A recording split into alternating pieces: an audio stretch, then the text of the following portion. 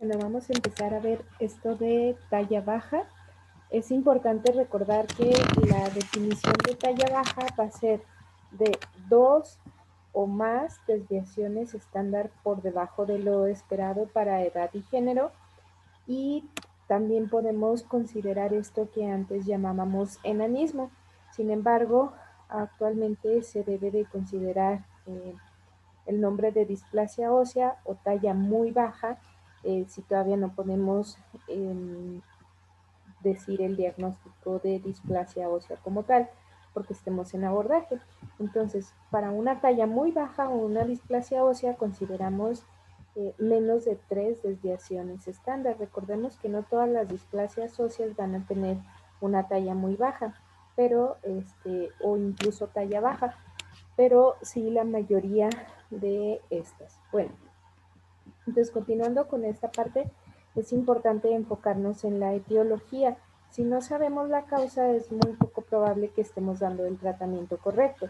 Y es importante mencionar que pues tenemos en cuanto a etiologías la talla baja familiar, el retraso constitucional del desarrollo que se considera dentro de lo normal, entidades genéticas, y aquí tenemos las que corresponden a alteraciones endocrinológicas, que serían endocrinopatías, errores innatos del metabolismo, displasias óseas, pero también tenemos talla baja que va a ser secundaria y que puede ser secundaria a alteraciones sistémicas, pulmonares, renales, gastrointestinales, a teratógenos y a deprivación afectiva. Entonces es muy importante que el abordaje sea integral.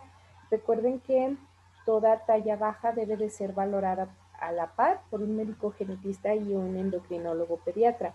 Esto es importante porque muchas de las veces solo es valorada por el endocrinólogo pediatra.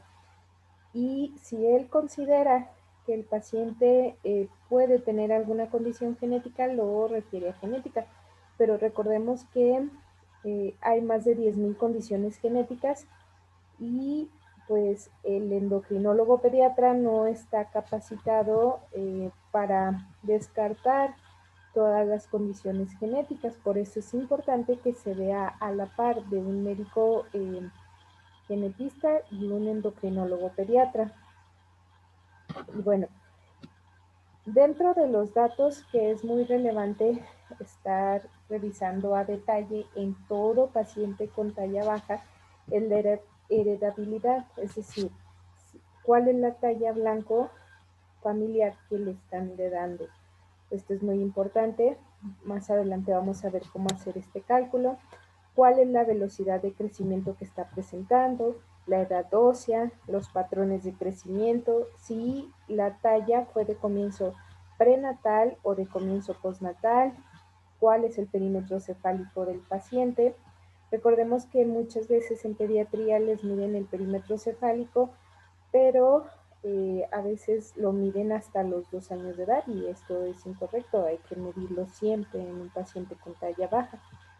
Y bueno, proporciones en los segmentos corporales, si está proporcionado o desproporcionado, y pues hay que valorar si hay acortamientos y si el acortamiento es rizomélico, mesomélico o acromélico y cuáles son las características óseas. En base a esto, vemos que el manejo de la talla baja debe ser muy detallado y generalmente no se realiza así. Incluso por los endocrinólogos pediatras se pueden pasar por alto varios de estos datos y aparte no considerarse una exploración clínica genética detallada. Entonces por eso es importante que sea a la par. Bueno, continuando con esto, para el cálculo de la talla blanco familiar, pues se realiza de la siguiente manera. Se calcula con la talla de la madre, la talla del padre. Se suman estas dos tallas, se dividen entre 2 y si es varón se suman 6,5 centímetros y si es mujer se le restan 6,5 centímetros. Y bueno, al final el resultado que tenemos es la talla que esperamos que el individuo alcance a su mayoría de edad y el rango va a fluctuar 8 centímetros, más menos 4 centímetros de la talla que ya hemos calculado. Por ejemplo, si el cálculo nos da 1,68, entonces quiere decir que el individuo va a medir entre 1,64 a 1,72 por estos más menos 4 centímetros. Hay que considerar también lo del retraso constitucional del crecimiento, que es la desaceleración de la talla alrededor de los 3 años, pero la velocidad del crecimiento sigue siendo normal, la edad ósea está atrasada y hay un retraso puberal, de tal forma que la talla final va a estar en el rango normal esperado.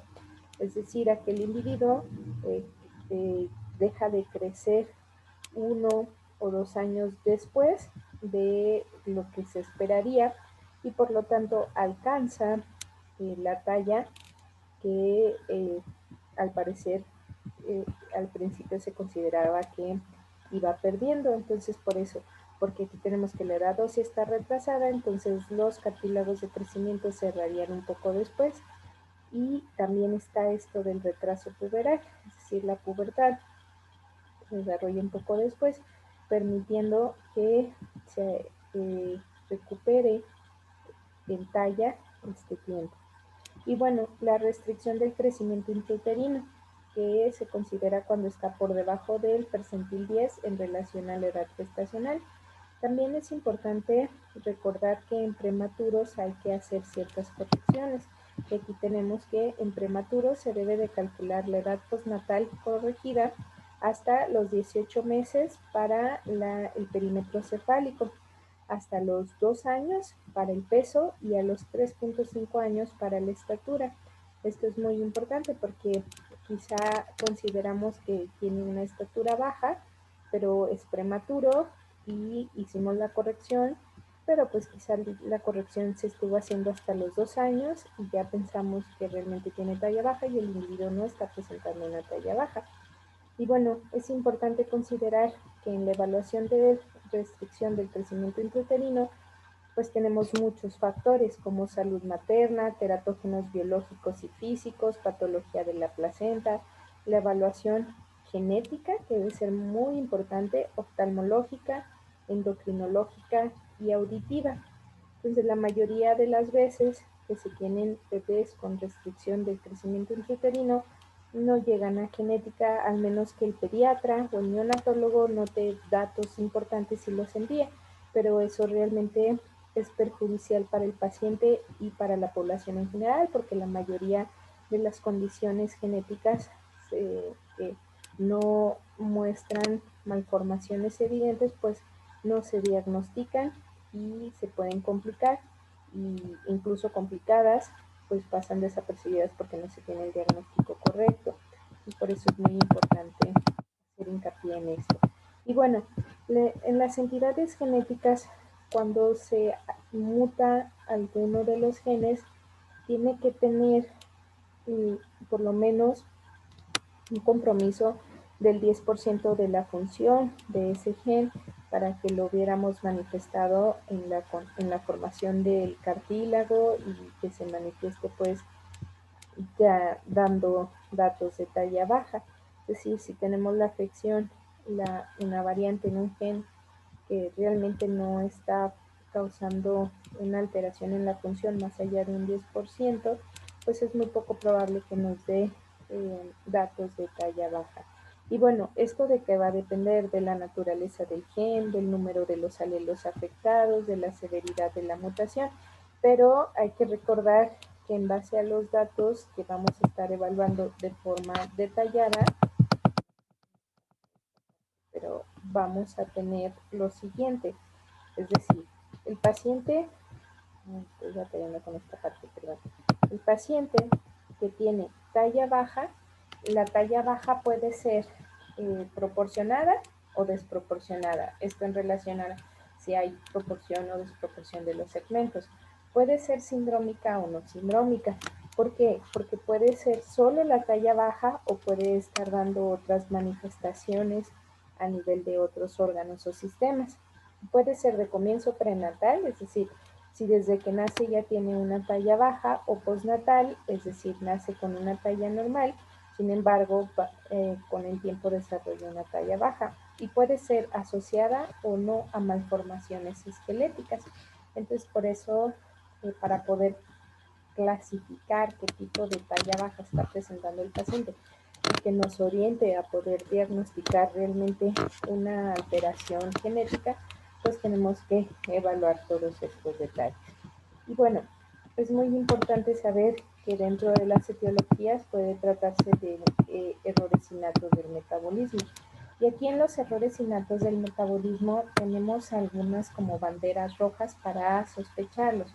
Miren, en los datos neurológicos podemos tener compromiso del desarrollo psicomotor, regresión, episodios de regresión, es decir, el paciente tenía una buena evolución neurológica y de repente pierde esas habilidades que había adquirido. Por ejemplo, un bebé que ya se sentaba y de repente ya no puede sentarse, o que ya caminaba y ya no puede caminar, o que ya hablaba y ya no habla. Entonces, estos datos son muy importantes porque nos orientan a estos eh, episodios de regresión.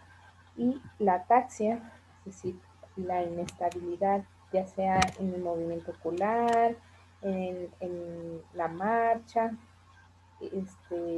en la voz, o sea, todos estos datos tenemos que estar al pendiente. Convulsiones, evento vascular cerebral, hipotonía, aquel bebé que no logra desarrollar los hitos motores a tiempo. Es decir, pues ya son 4 meses y aún no sostiene la cabeza, o ya tiene 7 meses y aún no se sienta, o sea, todos estos datos son muy relevantes. La distonía, porque serían estas posturas forzadas por contracturas musculares. Y bueno, dentro de los datos gastrointestinales tenemos el vómito, hepatoesplenomegalia, pero muchas de las veces si no lo buscamos, la hepatoesplenomegalia, pues si no es moderada o severa, puede pasar desapercibida. La colestasis, pues hay que recordar que la ictericia puede este, eh, pues sí resolverse prontamente, pero si no es así, pues hay que buscar los casos, las causas de colestasis, la disfunción hepática, la constipación, entonces hay que empezar a sospechar de esto. Y los problemas cardiovasculares como la cardiomiopatía hipertrófica dilatada, en los datos oftalmológicos las cataratas, la atrofia óptica, la degeneración de la retina, y en los datos otorrinolaringológicos la pérdida de la audición. Recuerden que es súper importante realizar el tamiz auditivo en todos los pacientes, independientemente de que consideremos que no tienen ningún problema auditivo, pues nosotros no podemos evaluar de forma objetiva sin el tamiz auditivo y las pruebas correspondientes. Entonces, por mucho que digamos, sí, es que cuando yo aplaudo cerca del oído del bebé, él reacciona, sí, pero hay que tener una prueba objetiva porque recordemos que las hipoacusias no necesariamente tiene que ser a todos los decibeles, y hay algunos tipos de hipoacusias que van a pasar fácilmente desapercibidas.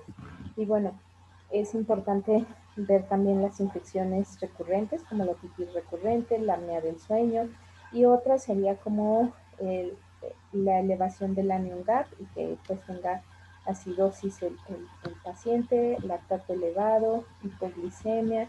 Pues todos estos datos son banderas rojas. Obviamente no tiene que tener todas, pero ya con una que tenga hay que buscar que no se trate de un error innato del metabolismo y revisar el tamiz, si fue el tamiz neonatal, si fue ampliado, qué condiciones nos está evaluando, y recordar que es un tamiz, que inclusive aunque el tamiz salga normal, pues hay que hacer, si tenemos los datos de sospecha, hay que hacer la prueba pertinente para descartar o confirmar, independiente de cómo haya resultado el tamiz. Claro que si el tamiz ya nos da la alarma de que puede ser una de estas condiciones, pues con mayor razón completar ese abordaje. Y bueno, aquí hay que enfocarnos también en la parte de las deficiencias nutricionales y cómo van a haber diferentes citocinas u hormonas que pueden estar alteradas. Por ejemplo, aquí tenemos de la hormona de crecimiento, los esteroides sexuales, las hormonas tiroideas, los glucocorticoides, las citocinas inflamatorias que intervienen en el crecimiento como tal, sí que lo pueden disminuir. Por eso es importante considerar que un paciente que tiene una talla baja secundaria a, a enfermedades sistémicas, pues esto lo explica, las citocinas inflamatorias, los factores parácrinos que van a intervenir y también los factores genéticos.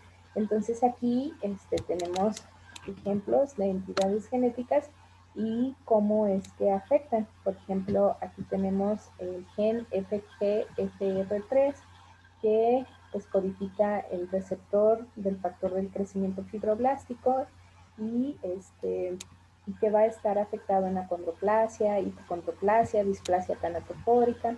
Tenemos otros de los genes que juegan un papel importante, por ejemplo, en síndrome de Noonan, que es característica la talla baja en los pacientes con síndrome de Noonan. Entonces aquí tenemos algunos de los genes causales de síndrome de Noonan y cuál es la vía en que actúan estos genes. Y bueno, es cuestión de revisar a detalle, pero sí es muy importante hacer hincapié en el conocimiento de la fisiopatología a través de las alteraciones en estos genes, porque eso nos permite, cuando encontramos alguna alteración en los estudios paraclínicos, orientarnos y pedir el estudio genético pues más necesario. Entonces, esa sería esa parte relevante. Y bueno, recordar que el gen CHOX va a ser el causal de 2 a 5% de la talla baja idiopática.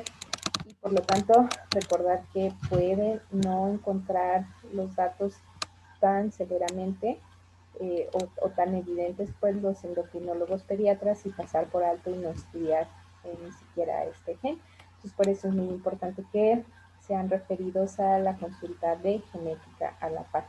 Y bueno, entonces recordar que en los cromosomas sexuales va a haber va a haber estas regiones que son pseudoautosómicas porque no sufren la inactivación de estos genes.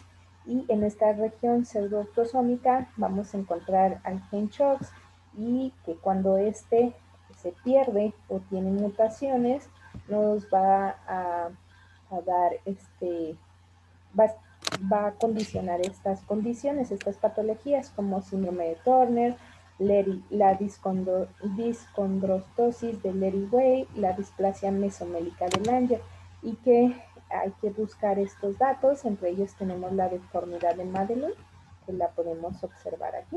Entonces es muy importante evaluar a detalle. Recordar que, por ejemplo, va a haber un acortamiento mesomélico y pues la talla baja, y que tenemos que estar revisando estos datos, también el acortamiento de cuarto metacarpiano, y que pues estos datos fácilmente pasan desapercibidos para otros especialistas. Y bueno, recordemos que también es muy importante a la par ir evaluando el desarrollo puberal y que bueno, que esto de la pubertad es muy importante evaluarlo eh, con la escala de Turner y en cada consulta. Entonces sí es relevante. Y aquí vemos pues el estadio 1, que tendríamos en cuanto a la evaluación de las mamas infantiles, un estadio 2, donde tendríamos el brote mamario de la areola y el pezón, donde sobresalen. Bueno, aquí hay un error, pero este sería el estadio 3, porque en el estadio 2 sí hay elevación de la mama, pero el pezón y la areola aún no sobresalen. En el estadio 4, la areola y el pezón forman una segunda elevación, y en el estadio 5 es el desarrollo mamario total. A veces el desarrollo mamario hasta el estadio 5 se logra hasta que se tiene el primer embarazo. Eso es importante también considerar. Y bueno, hay que evaluar también en cuanto a los genitales. Y tendríamos estadio 1, vello púbico ausente, estadio 2, vello escaso y lacio, pero solo en labios mayores, estadio 3, vello púbico rizado y oscuro en pubis, y estadio 4, vello púbico adulto. Para el estadio 5, el vello púbico se extiende a cara interna de los muslos. Y bueno, en el caso de los varones, pues en el estadio 1 sería sin vello púbico y los genitales son infantiles. En el estadio 2 hay aumento del tamaño de los testículos, el vello púbico se encuentra a nivel de la base del pene. A ver, parece, me estoy perdiendo aquí en la diapositiva. Pero bueno, debe alcanzar a ver. En el estadio 3, agrandamiento del pene, vello púbico rizado, grueso y oscuro. En el estadio 4, ensanchamiento del pene y del glande con oscurecimiento del escroto. El vello púbico adulto no cubre los muslos, y en el estadio 5 sí hay extensión hacia los muslos y la línea alba. Hay que recordar que también va a haber pacientes femeninas que van a tener síndrome de ovarios poliquísticos y que van a tener también datos de distribución del vello tipo androgénica, es decir, que igual tiene una extensión hacia la línea alba, y que pues esto tiene que ver con el efecto más bien de el aumento de andrógenos. Entonces sí hay que estar muy atentos y hacer toda la evaluación completa en base a esto. Y bueno, miren, aquí en las endocrinopatías hay que resaltar que la alteración puede estar a cualquier nivel del eje hipotálamo, hipófisis y suprarrenal, y que van a haber diversos genes que al tener algún cambio en estos genes nos predisponen a estas tallas bajas y demás manifestaciones, y que la herencia el patrón de herencia de estas alteraciones incluye todas las formas. Claro que depende del gen. Por ejemplo, puede ser desde autosómica dominante, autosómica recesiva, ligada a los cromosomas sexuales. Entonces sí es muy importante evaluar dependiendo de los datos que tenemos y el árbol familiar. Y también si ya tenemos la mutación en el gen, porque a veces puede ser que primero tengamos los datos clínicos y la historia familiar, y entonces vamos a evaluar, buscar el gen causal de esto, junto con los estudios paraclínicos. Pero también a veces puede ser que se haya solicitado algún panel para talla baja y se consideraba la mutación en algún gen que su patrón era, por ejemplo, autosómico dominante o autosómico recesivo, y resulta que a la hora del reporte, pues el gen que está alterado tiene otro patrón de herencia, y entonces hay que buscar a los demás familiares que puedan estar afectados y que puedan haber pasado desapercibidos, ya sea porque los familiares no nos informaron bien o porque los datos clínicos sean muy sutiles. Pero aquí volvemos a que la revisión tiene que ser muy específica. Miren, por ejemplo, aquí sería una resistencia a la hormona tiroidea y cuál sería el gen y el patrón de herencia. Sin embargo, acá, por ejemplo, podemos tener problemas oculares, oftalmológicos, que puede que hayan pasado desapercibidos. Por ejemplo, un coloboma, si el paciente no se ha revisado detalladamente por oftalmología o los familiares no se han revisado, pues esto puede estar pasando por alto.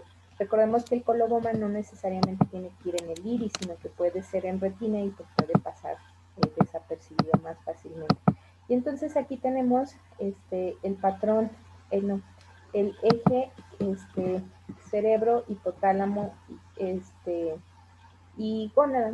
Entonces, es más que hipotálamo, bueno, esto lo consideraríamos dentro de las estructuras cerebrales, sino que más bien sería suprarrenales y gónada, porque tienen esta secuencia de afectación.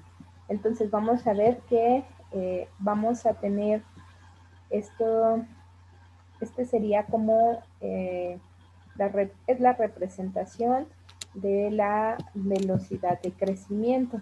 Entonces, antes de nacer, pues se tiene la máxima velocidad de crecimiento, después del nacimiento se tiene una velocidad de crecimiento que sigue siendo acelerada, pero va disminuyendo, de tal forma que para los 6 años la velocidad de crecimiento se mantiene baja relativamente y luego tiene un pico para la pubertad, frena en la pubertad y vuelve a ir decayendo. O sea, sí se continúa creciendo, pero no a esa velocidad como se crece en el primer año de vida. Y entonces es importante saber que esta formación de, de cartílago, pues, y el crecimiento óseo va a estar influenciada por los estrógenos y los andrógenos, pero luego llega a su pico máximo, que sería en la pubertad, y después viene lo que es la fusión de las placas de crecimiento. Entonces termina como tal la velocidad de crecimiento entre los 18 a 20 años de edad. Y este pico de la pubertad es lo que genera la diferencia principal en la talla entre hombres y mujeres. Recordemos que cuando veíamos lo de el cálculo de la talla blanco familiar, si era mujer, restábamos 6.5 centímetros, y si era hombre, sumábamos esos 6.5 centímetros, entonces sería una diferencia de 13 centímetros en base a esto. Y bueno, el cálculo de la velocidad de crecimiento es importante mencionar que hay gráficas para poder comparar si tenemos la velocidad de crecimiento adecuada, y que bueno, esta se realiza así: la talla que se tomó en la segunda ocasión menos la talla que tomaste en la primera ocasión de las mediciones, y se divide entre los días transcurridos y se multiplica por 365. Hay que considerar que para hacer una evaluación de la velocidad del crecimiento mínimo deben de haber ocurrido 3 meses. Lo ideal es que haya pasado un año para saber exactamente cómo va esa velocidad de crecimiento. Pero bueno, mínimo 3 meses. Bueno, también es importante evaluar la edad ósea. En genética solemos utilizar, porque es más práctico, lo de estos esquemas de Greulich y Pye, y tenemos para mujeres y para hombres. Miren, les voy a aumentar aquí un poquito, vamos a aumentar un poquito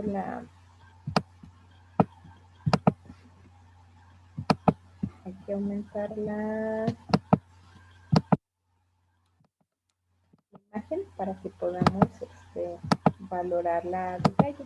Entonces vamos a, aquí tenemos que se hace una evaluación de los huesos de la osificación, pues, de los huesos del carpo, y ya se tiene este parámetro, de tal forma que dependiendo de la maduración ósea del individuo va a ir apareciendo estas estructuras, es decir, porque se fijan cuando es bebé, ahí están las estructuras, pero son solo cartílago y se van osificando. Entonces esto nos permite evaluar si va acorde a la edad cronológica o no, y si no va acorde a la edad cronológica, pues también buscar cuáles serían las causas. Entonces tenemos el esquema para hombres y para mujeres, que eso es muy importante, evaluar siempre con el esquema adecuado y que sea de la mano no dominante.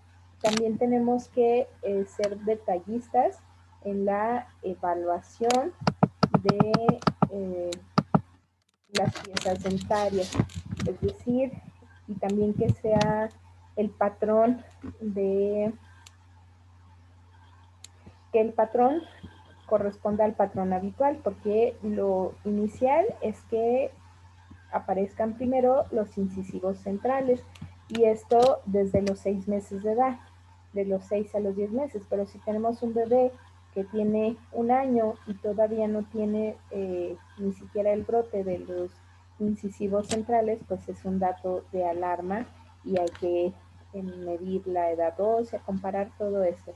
A veces tenemos bebés que no siguen el patrón habitual, es decir, que primero salen los incisivos superiores, pueden salir incluso los incisivos laterales y no llevan el patrón normal que se espera, entonces hay que estar al pendiente de esos datos. Y tanto de los residuales como de los permanentes, también hay diversas condiciones genéticas en donde no solo está asimétrico este patrón, sino que hay piezas permanentes que no llegan a formarse y no salen y el paciente tiene oligodoncia o otras alteraciones a nivel dental que también hay que estar muy al pendiente. Y otro de los datos que es muy significativo es lo de las fontanelas y las suturas craneales. Muchos de los síndromes genéticos pueden cursar, bueno, no la mayoría, sí, pero sí son bastantes los síndromes en los que se llega a describir craneosinostosis. Eh, hay síndromes que como tal se reconocen como síndromes craneosinostosis sindrómica y hay craneosinostosis aisladas que no son sindrómicas. Sin embargo, como no se hace la valoración completa y detallada en todos los pacientes que la presentan por genética, pues queda también mucha duda de cuántos pacientes están pasando por alto sin el diagnóstico correcto. Entonces aquí en esta imagen vemos la fontanela anterior, que es lo que se conoce como la mollera, que es lo que habitualmente se revisa, pero aún así suele pasarse por alto. Y hay bebés que tienen cercano al año de edad o el año de edad y la fontanela parece la fontanela de un bebé recién nacido.